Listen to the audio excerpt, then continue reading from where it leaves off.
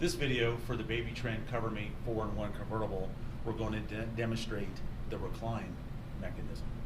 To recline the seat, we have a blue release handle here that you will lift, squeeze it. There are a total of 5 positions on the CoverMe 4-in-1. Positions 5 and 4 are for forward-facing use only in harness mode. Position 5 is for booster mode. Positions 3, 2, and 1 are for rear-facing use only. To adjust the CoverMe 4-in-1, you will put your hand here at the release handle and you will lift, and then to stabilize the seat to help, you will squeeze, put it through the range of motion to your desired position.